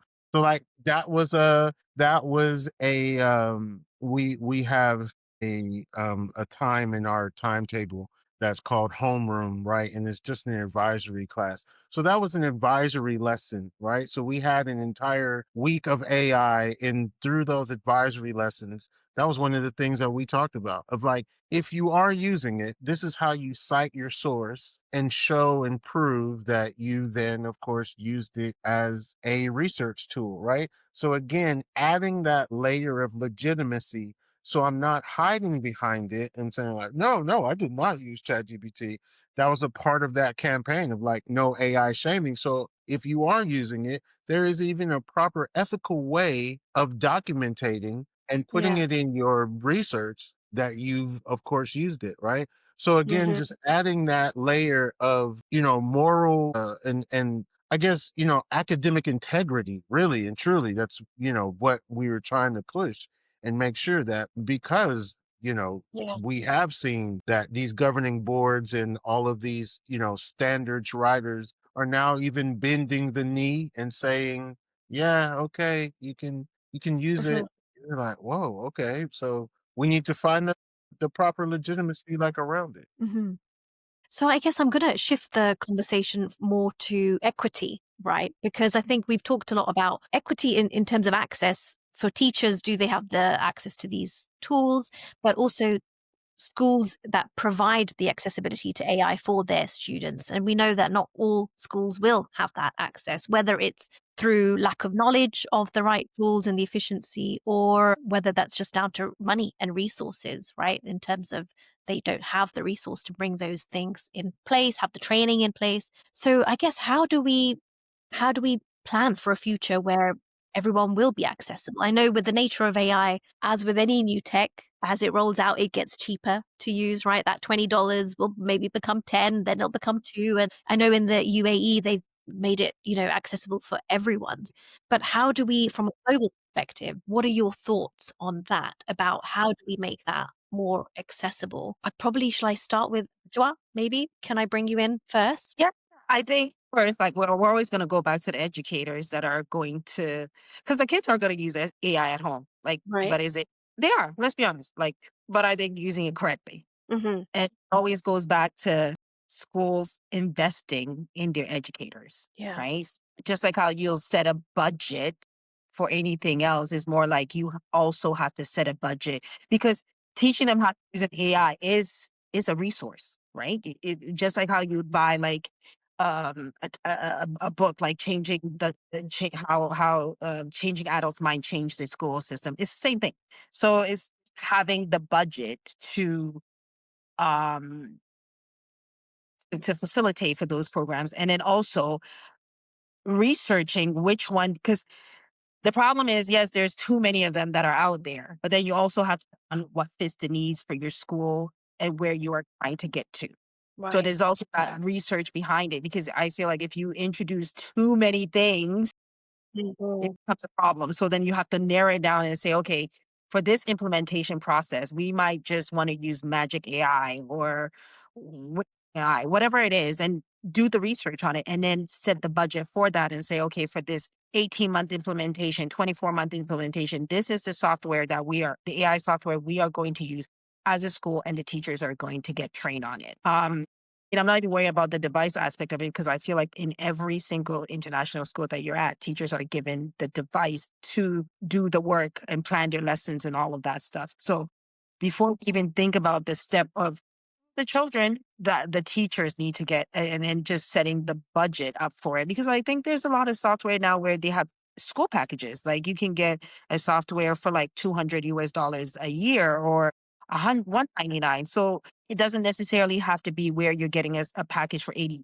or 97 teachers like I have. It's just there's always package it fits for the size of the school or the number of that you have. So I think it's just making sure that you built in the budget for it. Mhm. And I kind of came at this in a slightly different way. We flush our toilet with cleaner water than billions of people drink every day. But that's the reality of living in an environment we live in. I had a very short stint a few years ago in Tanzania doing like a community work. Mhm.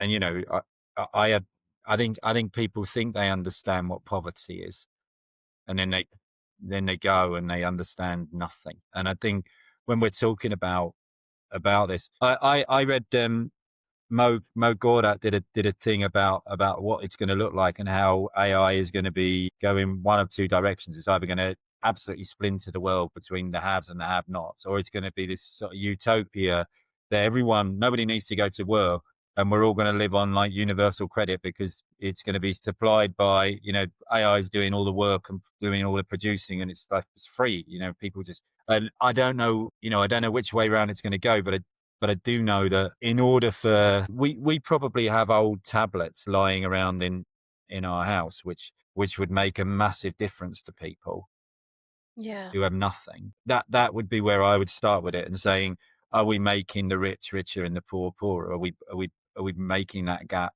more challenging? And then with Mhm. all with the kind of political nature of the world as it is at the moment, and companies like USAID having all of their money stripped, I wonder how and DFID in the UK, I wonder how we're going to bridge that gap for people that are, you know, that so stuck in the depths of where they are. You know, and Mhm. actually, I think there's another side of that as well, of course, which is to say, who am I to judge who's happy? Yeah. There's different versions of it depending on your life situation. Anything else, there is going to be that gap in terms of accessibility for now. Yeah. Definitely. I mean, being Ghanaian and going back to Ghana, even in Africa, there's that accessibility Yeah. aspect of it. And you live in the same country, and the rich is rich and the poor is poor. So yes, in the beginning, and maybe in the next 15 to 20 years, that is going to be where the gap is. And you are right. I mean, children that live in remote villages are probably not gonna have the same type of accessibility as we are in our climate, our environment is in our environment right now. So that's another aspect that we do have to look at it, because I think we are looking at it from where we are right now. We're not looking at it from there because we're not there, right? So And yeah, you're that is aspect for us to look at I it, that do. yes, I did some work for a school in Ethiopia last year, and the guy he met me at a conference here in Dubai that I was speaking at, and he was sent there from the government from Ethiopia to like get these ideas from Dubai to figure out what could they right. implement. And he was just like, Ty, like you have some of the most brilliant ideas that I've ever heard anyone talk about as far as technology and education. He said, our main problem in some of our schools is just Wi-Fi. If you could just help me get Wi-Fi in some of Yeah. our schools and just Chromebooks. And he told me like what the amount of like Chromebooks would be. And it was something just like that I could pull out of my pocket and be like, here's Yeah. here's a few hundred dirhams to just go to buying some old laptops, right? And so I think, and again, that goes back to that model that I talked about. When we think, excuse me, that we're using something at a higher level, there's someone that's like, if you could just get me some old laptops and just start teaching these kids how to type, that would, revolutionize our area. He's like, if we could have a school that had 15 laptops, we could literally create, an entire infrastructure that would change these kids' lives. So a Yeah. lot of times it's just meeting those needs where they are when it comes to this right now. And I know that I'm in a position that's extremely fortunate of, the country that I'm in, and the background that this country has of, building a country within 52 years that's, major world city and country, amongst all the other Yeah. countries, and it being very young. But that's because someone took the time to say yes to a lot of things in order to change the infrastructure of this country. Yeah. Yeah. So I mean, that work actually is being done. Like UNESCO has done some great work in policy framework Hmm. writing and things like that, that, I've contributed to even myself when it comes to AI, things in these rural areas in these countries. But again, it's just finding what the needs are, right? And And if it's a meeting them there. school that doesn't have Wi-Fi, I'm not going to talk about using ChatGPT, right? I mean, Right. that would be Right. silly. I'm not going to say, "Are you a Google school or an Apple school?" Like no, It's like it- not appropriate for where no, they that's are. not And even no. yeah, It's very absolutely. imperialistic, Yeah. to come from that, standpoint. It's Mm. interesting, the Wi-Fi question. When we were working, we were supporting the school, and I said to them, what would be the thing that would change the school more than anything else? And he said, a security fence. He said, if you can put a security fence up around the school, then we can put solar panels on the roof and we'll have electricity, because it gets very dark in Tanzania, and like it's like early. Then we can have electricity. Like he said to me, you'll move my children out of the dark ages, like was the thing. And that's Yeah. and that's what we did. We paid for the fence, like a normal security fence, and then we put those solar panels in. And yeah, it's a game changer. But then, like you say, there's no point in having Chromebooks if you haven't got the Wi-Fi. I mean, yeah, all right, you'll learn to type, but you won't do the rest of it. It's how do we get to a point where that level of 5G is, or even 4G, but 5G is accessible to people. Maybe not the remotest remote, but I mean, these guys weren't hugely remote. They were a couple Mhm. of hours from an airport. Yeah. I guess that's where, that's a massive challenge. I mean, that's where you start tapping into, these NGOs, and you start tapping I was into gonna say. government policies and things like that. And again, I mean, I'm not trying to put on the cape, but I mean, when you come from a place of position like we do, all four of us that are on this call, I mean, it's kind of like you're doing God's work when you do these things, right? So Yeah. find, right? You find the cause.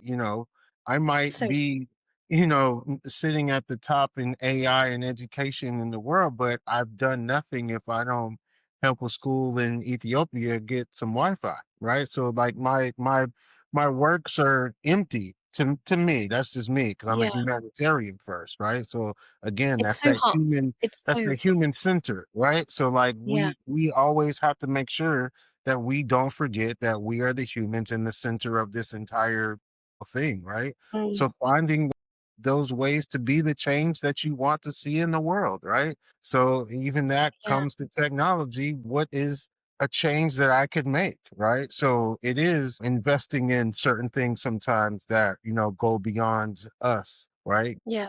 Getting governments involved, getting NGOs and just other corporations, like, It's you again know, having those multiple voices at the table, isn't it? And it's so heartwarming to hear your perspectives, because I feel exactly the same.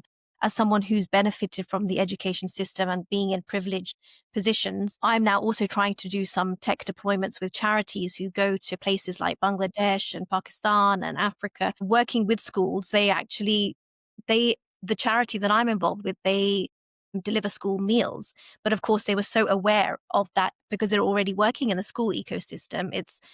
It's great to feed their bellies, but also they realize that we're in a position to feed their minds too. Yeah. So they also try and partner with people like myself and other innovators and educators who understand and are passionate about education, but can help deliver tech. And it's exactly the things that you were saying, Paul and Tai and Najwa, all of you, about solving the problems that they have, because it is not about which AI tool is going to be best for our teachers because they haven't seen it. It is literally, how can we keep this laptop alive Yeah. long enough to inspire and spark that curiosity for our students to keep them in school so they're not on the streets getting involved with gangs or exploited in other ways. Now, I wanted to also add in and just kind of like switch the gears of equity Sure. when we also talk about equity, not from the standpoint of disparity in educational access in certain Yeah. areas, but even in our own classrooms, right? So Hmm. the artificial intelligence gives students that would not necessarily always have a voice, right? That increases their ability to interact with, things like Adwoa said, in the background in most of our schools, and I've lived here in the UAE for 13 years. All of the schools that I've ever been in, even the top international schools, you still have a large percentage of students who are second language English learners, right? That's Yeah, because sure. this is the region that we're in, right? So you have students, we're just talking language acquisition. I'm not talking about any differentiation of abilities or anything like that, because then that is even more of a tool that artificial intelligence then assists students with, multiple disabilities or anything like that. And being able to, contribute to learning is really fascinating. And the things that, I find more rewarding is, letting students use, a language model that are struggling with writing because they have a problem with language acquisition, right? So I Yeah. know that that's a modification, right? So we've talked with our ALN lead at our school that now Gemini is a modification, right? So if you have a student that has a learning disability, right? They are allowed to use ChatGPT or they Hmm. are allowed to use Gemini, right? Not on every assignment, but Yeah. they're allowed to, you know, over other students, right? So as I said before, Yeah. It's almost we like do. positive discrimination. Yeah, absolutely. I mean, but this is an IEP and this is what these things do, right? So now in our IEPs, we write ChatGPT, right, is as a resource that these students can use to access their learning and to access, whatever it is that they're going to, create and provide as their, assessment, right? Yeah. Now, they're already graded on a different, rubric and standpoint anyway. So I'm allowing that to of course be this leveler that is going to allow them to contribute. So I approach equity in that standpoint as well, that That's that interesting. artificial Yeah. intelligence is providing equity to students that would not maybe able to access learning. And the example that we found, and like every time she talks about it, when Edgewood talks about them using this tool Achieve 3000, because I worked so hard to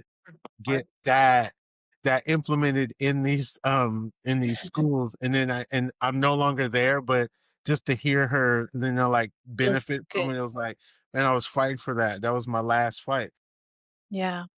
to And create to be just honest, like, no, I was just saying is to seeing the impact that that's had, yeah, isn't it? And then it's yeah, long yeah, yeah. standing.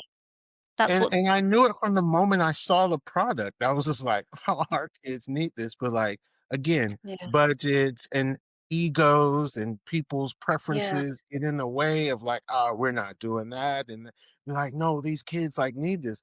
But it literally differentiates every piece you give one piece of writing and you Right. already know these students' levels and the lexicon levels of like each one of these kids, and it takes the same exact reading and pares it down to the proper acquisition for that student based on what level they're on. So everyone's accessing the same piece. Is just it's broken down and differentiated directly for your needs. And it was like, Right. that's a Right. no-brainer. But, Yeah. so it's those kinds of tools that you're like, this is what it's created for. Mhm. This is what the next generation will have access to, right? This is Mhm. what the empathy that is then created amongst even like classmates and peers of like, "Oh, I don't make fun of him because he's slower at access because we all are doing the same thing." And it's Yeah. just, I don't know that his is different because he's doing the same work that I am, right? So you're creating that next level in education. That is what needs to be seen, and that is what then the next generation of teachers are going to automatically expect from Mhm. tools and from technology that gets implemented. And then that's of course how we continue to shape the Continue to human go. in the Yeah. center of this artificial intelligence. Yeah. Okay. Well, so I'm mindful of the time, and we've probably only got about 10 minutes left. So I'm going to swiftly move into our last question, which is really probably a good one to finish on. I like what you touched upon, Ty, because it talks about like specific needs. But I guess the general needs that we of students is this like curiosity and lifelong learning, right? That's what we want to instill in students wherever they are, whatever age they are. If they're curious, they're going to want to engage. And ideally, you want that knowledge to be retained with them for the rest of their life, because that's what education is. It benefits them. So I guess my question is really, if there was one part of the learning experience in wherever that is in the cycle, if you could redesign one part to really ignite curiosity and really shape that lifelong learning, what would it be? Is there one part that you think we could redesign, that you would focus on, just to really get us put our attentions on, what you feel might be the important elements of that cycle? I don't know whether who wants to take that one. Go, Adwoa. You go.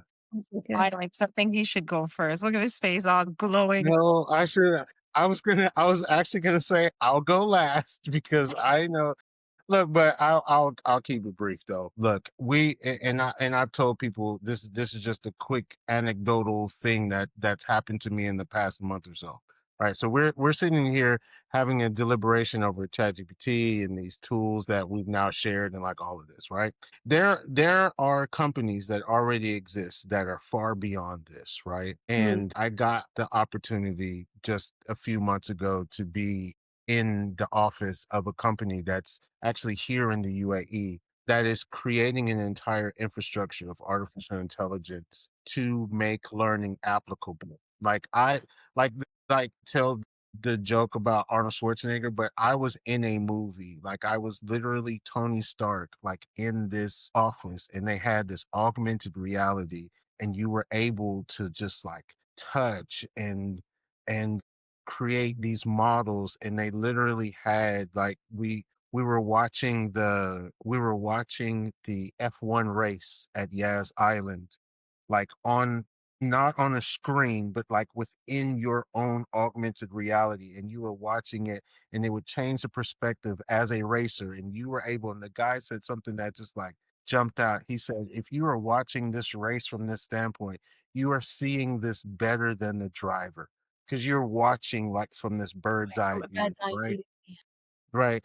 And we were watching, like, we went to Dubai airport within this world, right? And there were planes flying past like your literal eye view. And he tapped on the plane and they were able to see like all the passengers in the plane, where they came from, how many seats were missed. This exists right now here today. This is not a movie. I Mhm. experienced it, right? He was asking us like, "Where are you from? Where are you from?" It was like different cities, and he would literally like, you're not even typing it in. You're chatting with this this artificial intelligence, and it's taking you to these areas. And Right. so I say And all that immersive. to say Mhm. the world of application is going to be taken to a different level in learning because it already exists. They're worried about we allow ChatGPT for assessments and things like this. There are tools that are being created right now today that are going to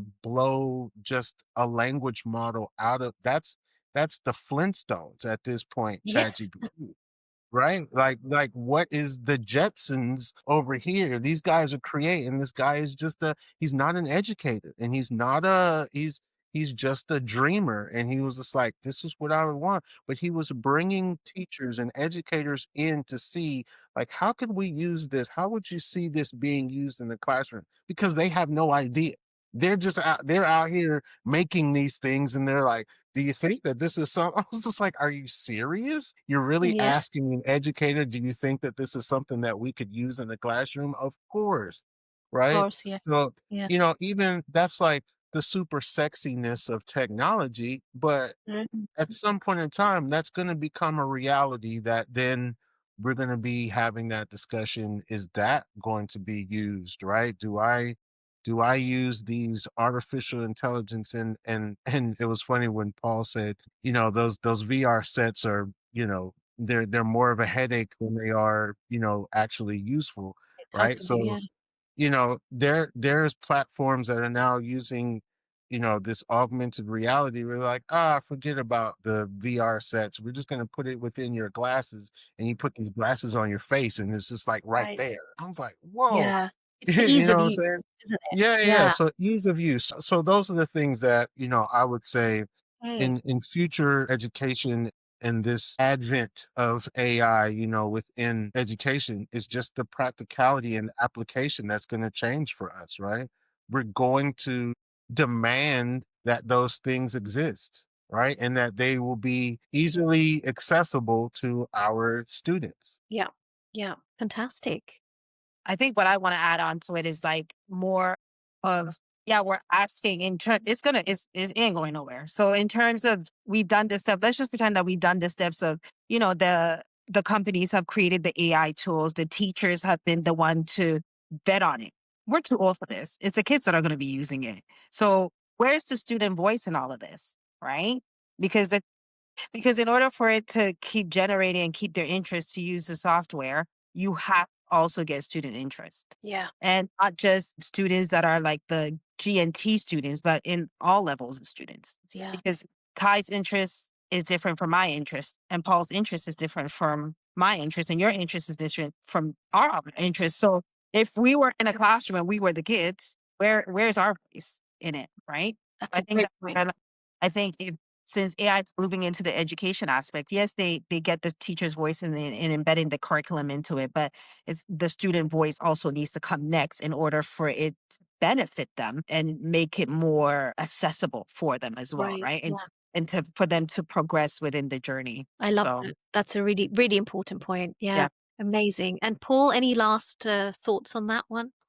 I mean, it's interesting to me that the GCSE, so they do GCSEs, yeah, what they take at 16 in the UK. Yeah. They're reading the same books that I did when I did mine over 35 years ago. Education moves about as fast as the Flintstones. So the IB is a sort of wonderful thing where it's supposed to be this whole holistic form of education. And what they've done is they've taken all these tubes and filled them to the very top and said, right, Mm. now learn this stuff. I would take content out of the curriculum. I would make critical thinking absolutely key. I would make interdisciplinary projects absolutely key. And Hmm. I would have an empathy grade because I have little doubt that the kids leaving this school will be able to operate an AI, but I worry they have the social skills. I don't think people fully understand that the person who's going to interview them for university isn't going to be an 18-year-old. It's Right. going to be somebody that looks like us. And Hmm. you turn up 5 minutes late with your headphone in for a meeting with me, that meeting's going to last long enough for me to say no thanks, out you go.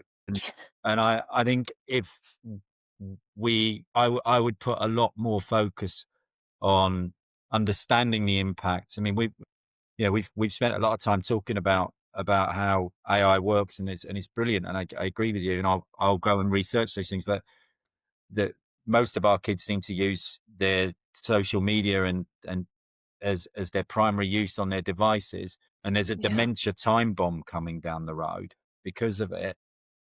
Mm. Are kids aware of the impact of this? You know, can we take something out of there? Do they really need to learn about the Norman invasion of England? Would they not be better to do something related to human interactions? That would be my, you know. Yeah, very interesting. It's been fascinating, and I feel Yeah. like even that last question alone, we could probably have a 2-hour further Yeah. roundtable.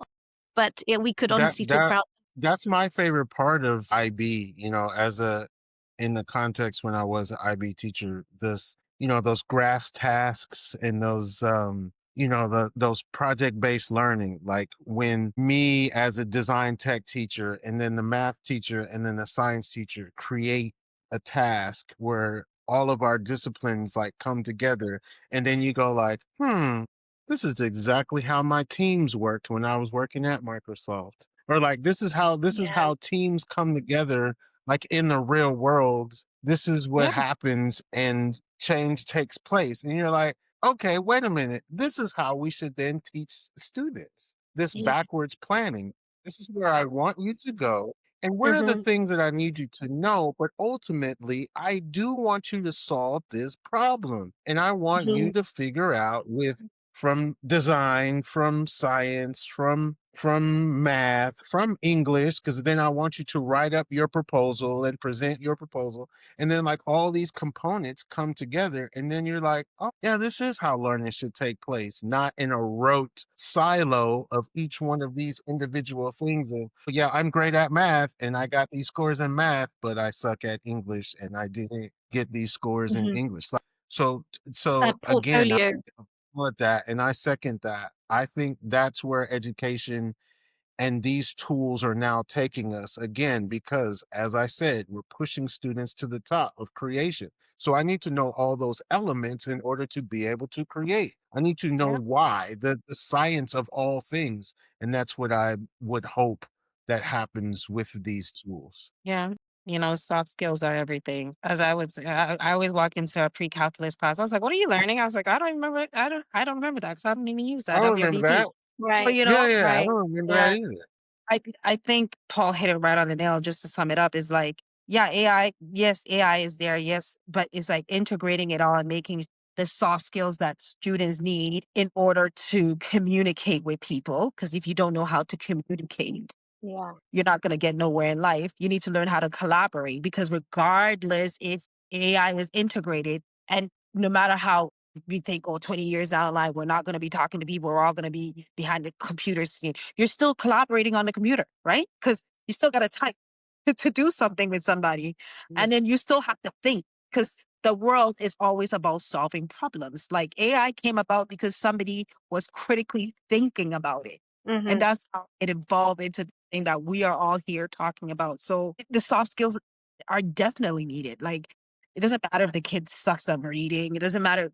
They're always their brain is always evolving. And because they're critically thinking, they're going to come up with strategies to deal with it in life. I mean, we have adults that are dyslexic and they're still going on in life and living their full life and making like 100 figures, or they're multimillionaires. Who cares they can't read? They can solve a problem and they can pay somebody to read it for them, or design a program that Yeah. can read stuff to them that we've had for the last 30 years. So Mhm. definitely the soft skills, the 21st century skills, learning skills, whatever you want to call them.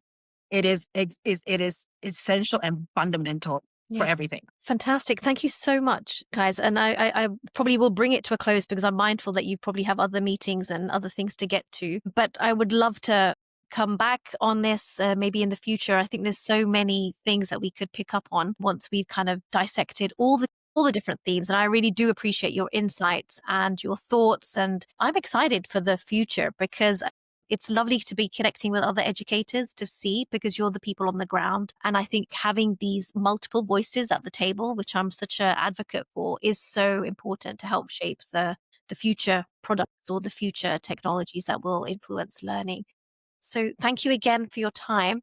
What I'll do is probably connect you guys on email if you're not already connected. so that you can share those suggestions that you were sharing with each other, if that's okay with all of you. I'd love that. I hope they understand it's likely Yeah, to be more of a one-way thing than a two-way. I'm sure it'll be two-way. I'm sure when we come to Portugal and we call you, Oh. you'll show us where to go. I'll be your Uber driver, believe me. yeah. There we go. I'm already planning. I was just like, oh, looks like there's a school I need to go visit in Yeah. Portugal and help, set up I some love AI this. frameworks. Yeah. That would No, be that would perfect. be good. So, right, guys, I am sorry, I'm going to run because I'm due somewhere 5 minutes to go. So, Same. That's thank you very fine. much. I That's really fine. enjoyed it. Really love meeting you, and I will be in touch. Excellent. Thank you so much, All right. everyone. Take care. Thank you. We'll speak soon. All right. Bye. Bye-bye, everyone.